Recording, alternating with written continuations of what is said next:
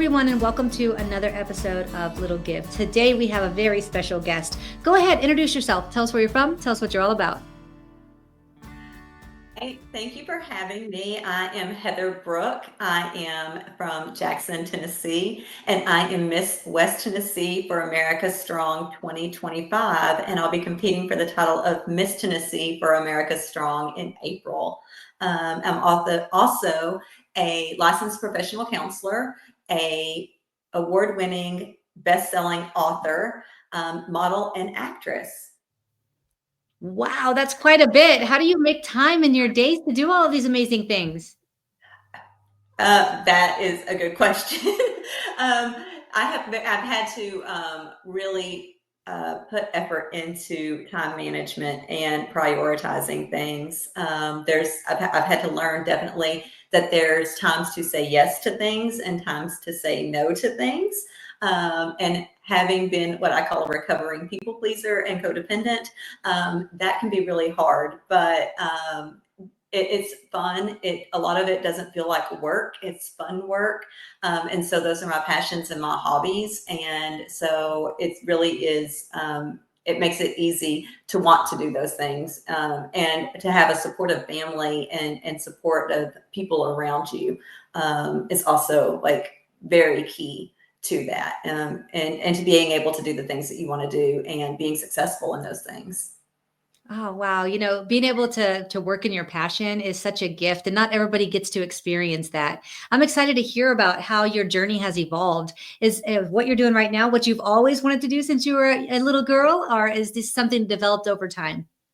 Yeah, well, so when I was a little girl, my dream was to be Miss America. So working on that, I can't be Miss America, but Miss for America Strong is close. So I am still working towards that goal, and that's something that that's something been wanting to do since I competed in my first pageant when I was 5 years old, and so that part, yes.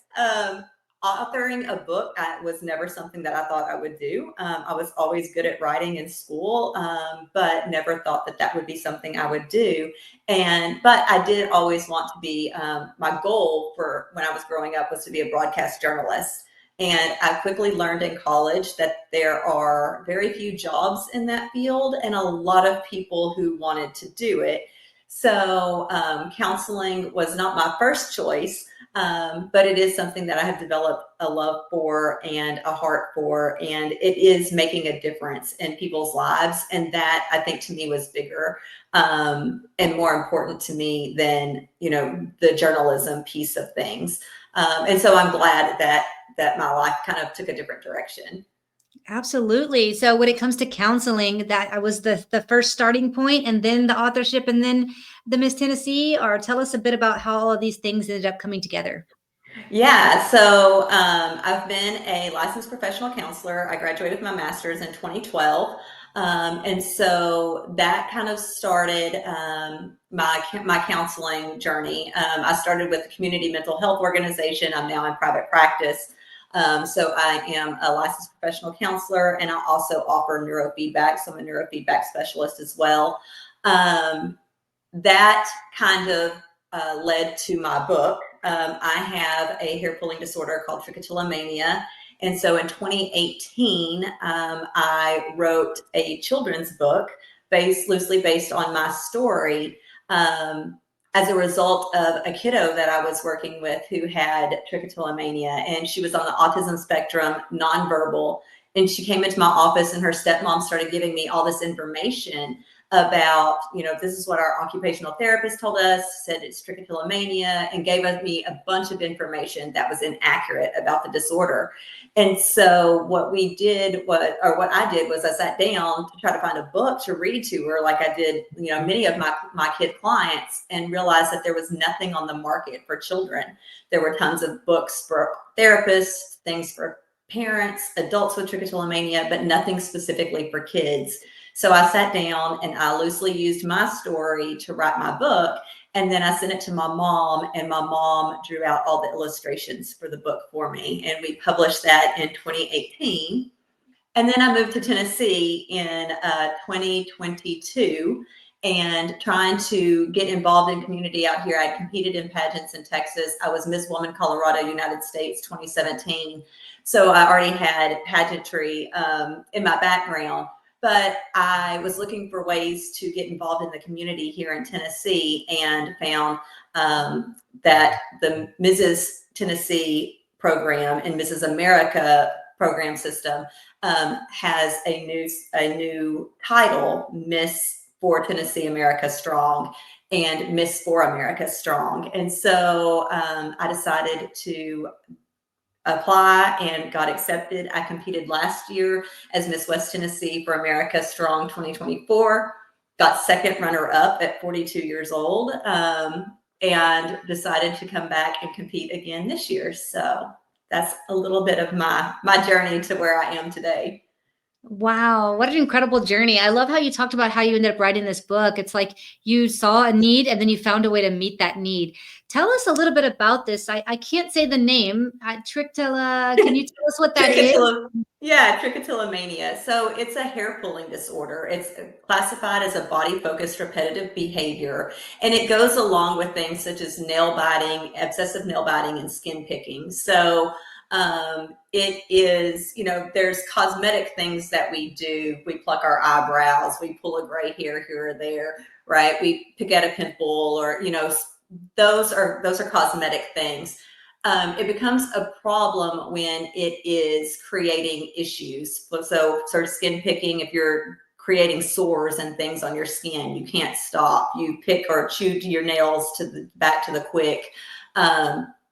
Your hair pulling, it becomes you're missing patches of hair, or you can pull from your head, your eyebrows, your eyelashes, anywhere else on your body that has hair. Some people will pull from. It varies from person to person in extremes. There are some people who only pull from one area. There are some people who pull from multiple areas.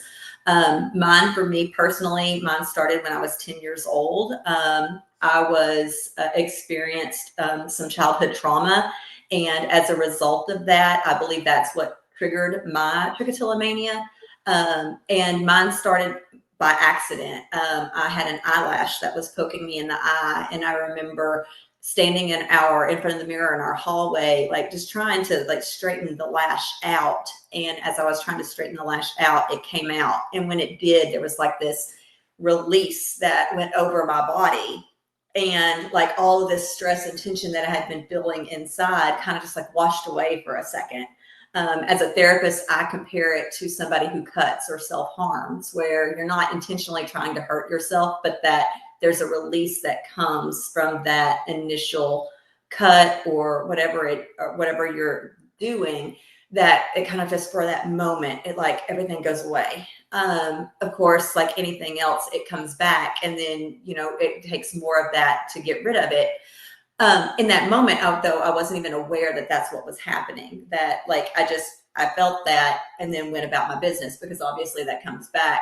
And I didn't intentionally start pulling. It became something I was doing subconscious. And so I was subconsciously pulling my lashes, and my grandmother noticed one day, and not knowing why I was doing it or what was really happening, I lied. I said oh no, I was using my mom's eyelash curler. I accidentally pulled some out.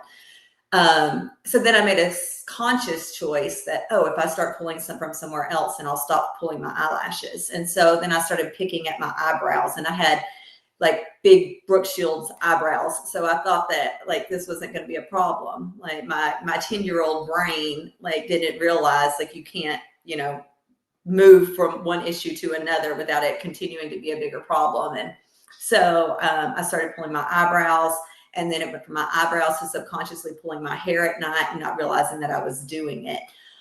So people with trichotillomania can pull consciously and subconsciously. Wow. Well, thank you for sharing that with us. I haven't heard of this before, and shining a light on things like this that maybe people aren't 100% aware of.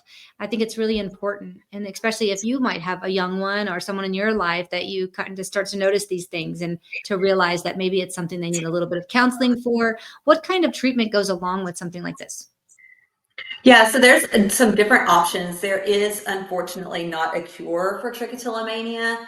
Um, different options work for different people. I've noticed personally for myself that cutting out sugars diet really does impact mine. So when I am eating healthier, cutting out sugars, cutting out carbs, taking supplements, that is the most effective for me.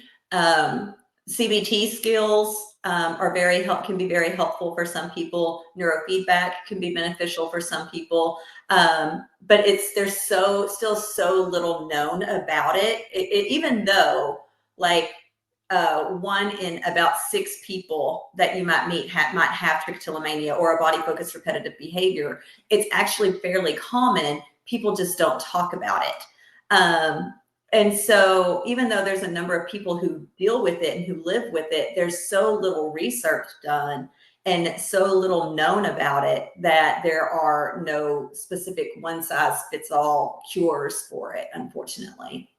Wow. Well, I'm so grateful that you wrote the book to kind of help young people as you're going through something like this, where they can actually read it and hear the story that they're not alone and that this is something that there is a light at the end of the tunnel. So I'm so grateful that you shared that. Tell us a little bit about your journey through beauty pageants. You mentioned you did some in Texas and Colorado and then Tennessee. Tell us a bit about that journey. Yeah, so I started out in pageantry when I was about 5 years old. I competed in my first pageant, but my mom put me in it. And I remember my grandmother would make my dresses for me. And so it became like a family thing. That obviously stopped when I developed my trichotillomania. But I grew up in Texas. So I grew up watching Miss Texas on television and Miss America. And I always wanted to be on that stage. I wanted to be Miss Texas and I was going to be Miss America. So as I got older and I struggled a lot with self-esteem after my trichotillomania developed. And so I did compete for my local title in high school. Never got past the county level for Miss Texas, but I tried. And then I moved to Colorado. And after I got married, I competed for 4 years for the Mrs. Colorado America pageant, which was an amazing experience. And that was actually where I got the courage to start talking about my story and sharing my story with other people about my trichotillomania. I had never talked about it publicly until then. And so I started, that was my platform one year, was my trichotillomania awareness. And that was where I really did start talking about what had happened to me as a kid and the trichotillomania. And then, like I said, I moved to Tennessee and got into the pageant system here last year after being crowned Miss Woman Colorado United States 2017.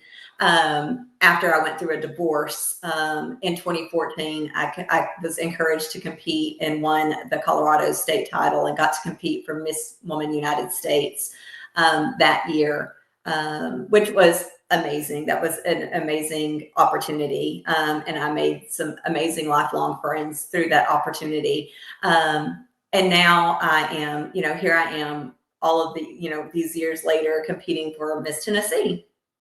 Hi, my name is Justin Clark, and I'm the president of the board of directors for Driving Single Parents, a 501c3 nonprofit serving the citizens of San Antonio and Bexar County, Texas.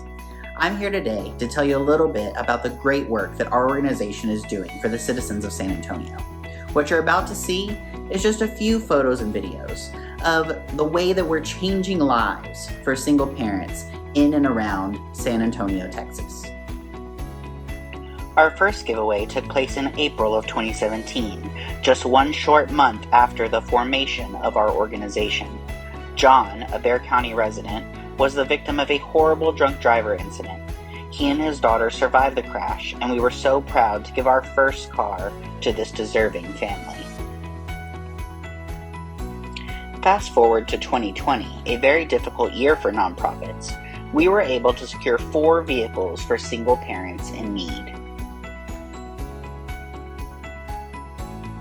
Our organization, including our board of directors, list of partners, and portfolio of people we've been able to help in San Antonio, continues to grow, and it's all thanks to donors and local community organizations that have helped us along the way. This giveaway took place in 2021, and shows that we continue to help single parents even after the struggles brought about by COVID-19. Because of limited funds and the overwhelming need, we at Driving Single Parents are incredibly selective with the people we help. Some are victims of domestic violence. Others had a spouse pass away tragically, or otherwise fell on hard times. These single parents show adversity in the face of challenge and aren't looking for a handout. We offer a hand up and help get them back in the driver's seat. Many of the single parents we help go on to graduate college, get promotions, get married, mentor others, and some have even been so touched by the gift we gave them that they have decided to join our board of directors to pay it forward and ensure the continued growth of our organization. If you would like to help our organization continue to grow and continue to help single parents in need in San Antonio, Texas, and Bexar County, Texas, we would really appreciate your support. Please visit us online at www.drivingsingleparents.org. Thank you. Wow, that's incredible. You know, I never had known much about the pageantry world, but I got offered to become a judge at a pageant last year. And so not knowing anything about it or what to expect, I went and I judged the pageant. I just thought it was so incredible how it was real women. You know, it wasn't like what I imagined was like this perfect human being, just, you know, perfect in every way, shape, and form. It was actual real human beings, real women with real stories and real ambition and real, it was just really enlightening and heartwarming to get to know them and see the beauty, not just on the outside, but the beauty within. Is that something you've kind of come across in your journey?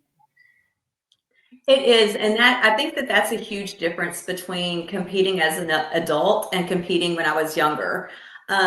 A lot of young girls, you know, I would say teenagers into their 20s, they're competing because it's fun.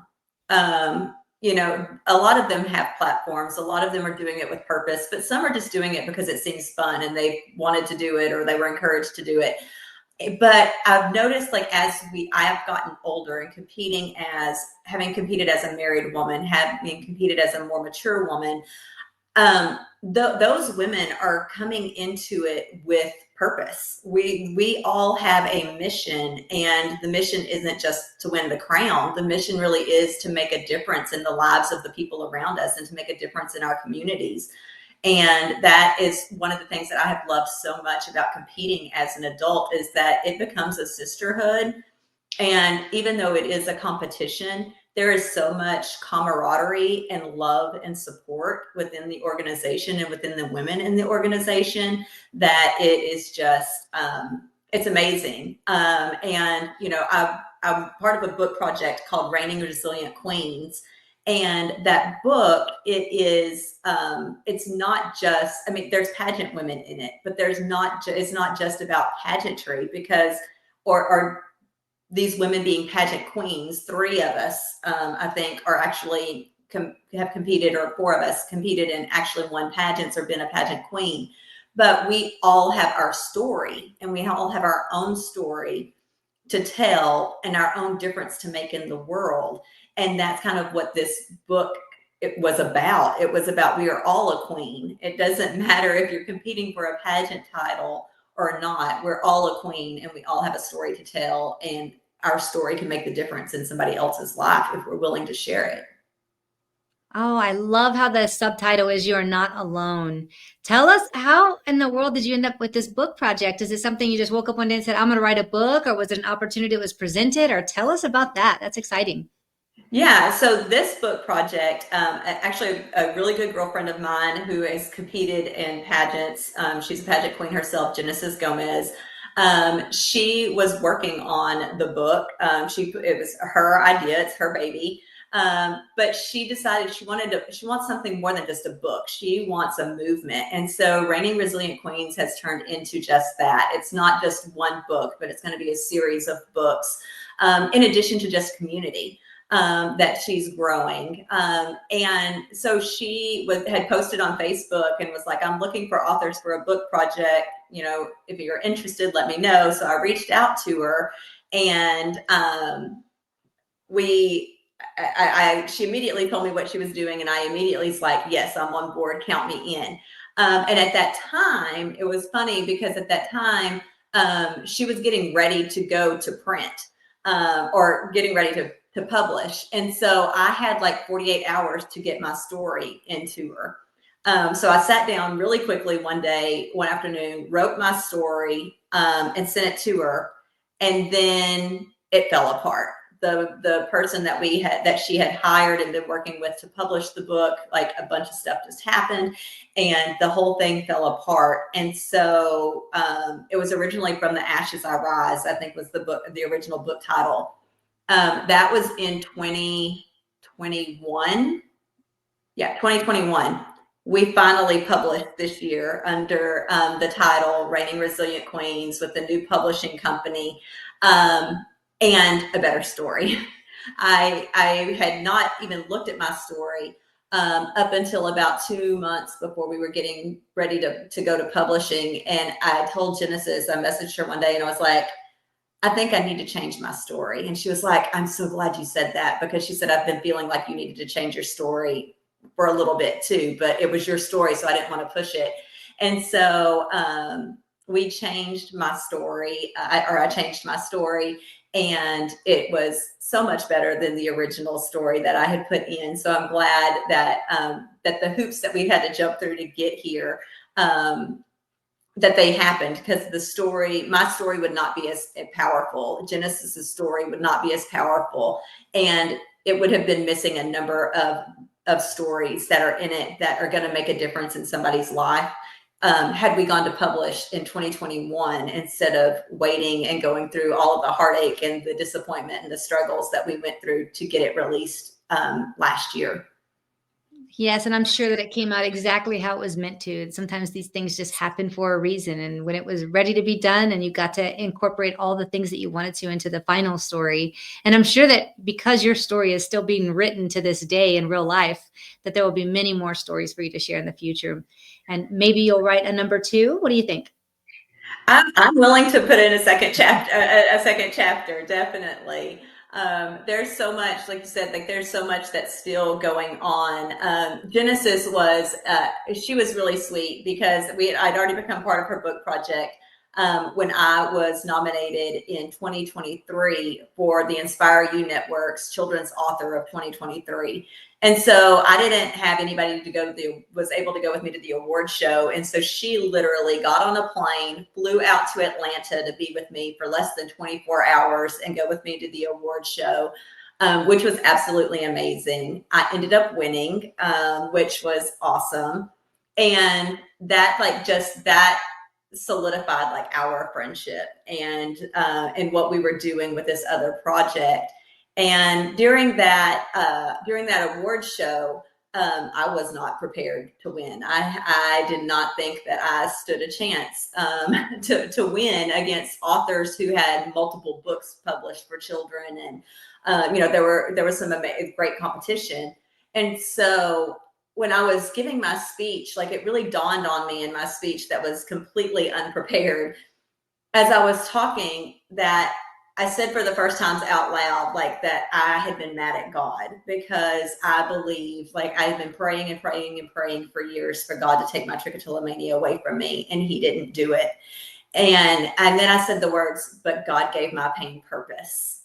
Mm-hmm. And it was in that moment that like all of this stuff that like I was going to be doing with my future, like kind of started coming to mind. That became my pain, His purpose, ended up becoming my platform. And actually last year, after competing at the pageant, I decided to start my nonprofit, which is My Pain, His Purpose Ministries. And so that is really exciting too, because I believe that that's going to make a huge difference in the lives of other people too. Because my mission with that is to not only share the love of Christ with others through our own personal testimonies, like the Reigning Resilient Queens book, Where's My Hair, and other stories, conferences, podcasts, things like I'm doing here now with you guys now. But also because one of the funds for the nonprofit it provides free and affordable mental health services to people who can't financially access it. Because that is one thing that I have recognized in my practice, is that we have so many people who have high deductible plans. You have people on Medicaid who can't find insurance. Who can't find providers that accept their insurance, and then they can't afford to self-pay. You have people living on the streets who need that help, but they're on the streets. They can't pay for mental health services. People who are struggling with addiction, women in domestic violence relationships, children in abusive households. There's all of these situations where people can't provide financially for the help that they need. And that was that's something that I came to the conclusion was definitely a need, and that we could try to help fill that need through my organization. Hi, my name is Andrew Fraley, and I believe that sometimes we all need a little bit of help. If you're in the San Antonio community and you need some legal help, call me at 210-725-4658. Oh, absolutely. I always say this almost every episode when I have somebody like you on, I say, I love it when somebody takes their pain and turns it into purpose to help others. And that's what you've done. You've taken it and you've turned into power to utilize your story and what you went through to help other people. And I just think that's beautiful. And it's also incredible for you to go above and beyond what you're already doing to start this nonprofit and help others in a much bigger way. Tell us a bit about how you accepted that challenge of starting your own nonprofit. It's not something everybody does, and it's not the easiest thing in the world. So tell us a bit about that. Yeah.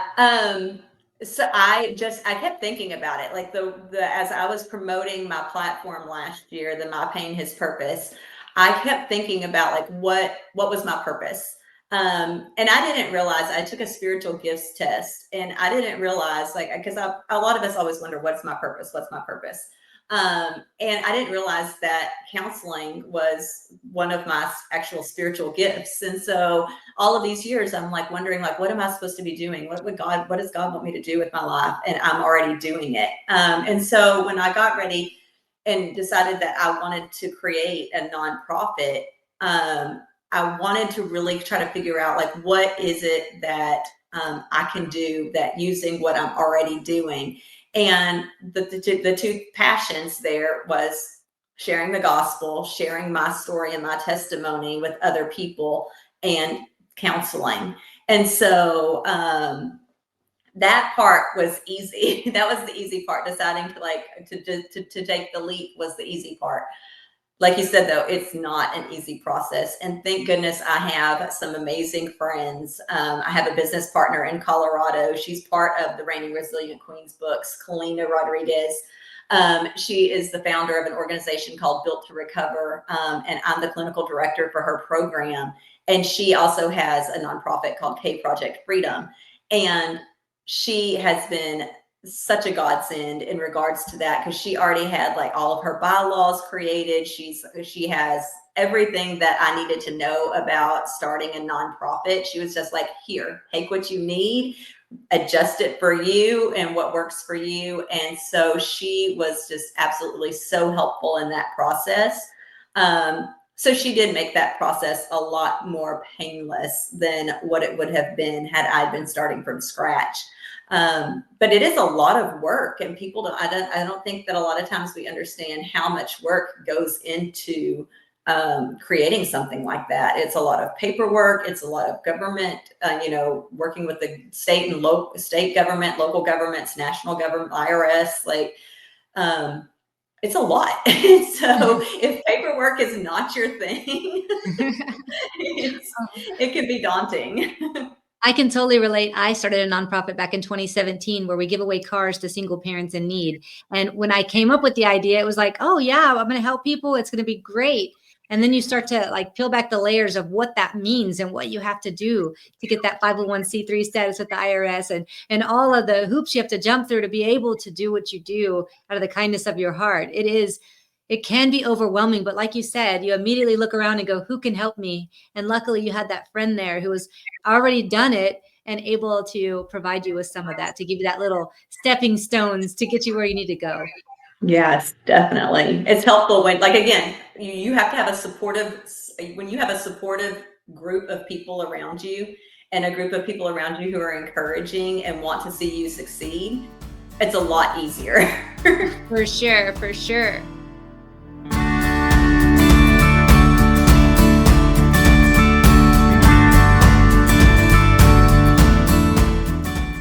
Well, that leads me to my little give questions. Can you give the audience an example of a little thing that they can do in their community that might just be a little give on their end, but might make a big impact on the other side? Yeah, and that's a great question. And today I actually got the opportunity to participate with my church in our Reach Day.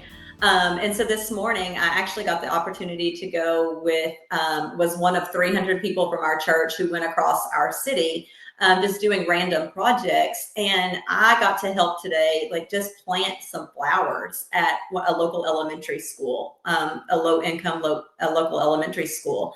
And sometimes we don't think about like how something like that can impact people. The school, the principal at the school and the lady who would normally do that, who's a teacher, she was just so grateful and thankful that we had done that, because she's like, this is something that I've needed to be doing, but I'm teaching, and then I'm doing tutoring on after school, and now I'm teaching on Saturday classes, and I just haven't had time. And so just something small like that was something like a lot of people don't think about, like that I can just go and plant like volunteer, take a thing of flowers and volunteer to plant some flowers in some baskets at the local school, or, the park, picking up trash on the side of the road without somebody like asking you to do it.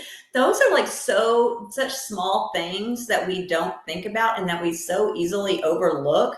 But for the people whose jobs that might be, like that you're making their job easier, or for somebody who might pull up, a family that might pull up on Monday morning to school and see flowers out front, like that might make their day, make them feel better.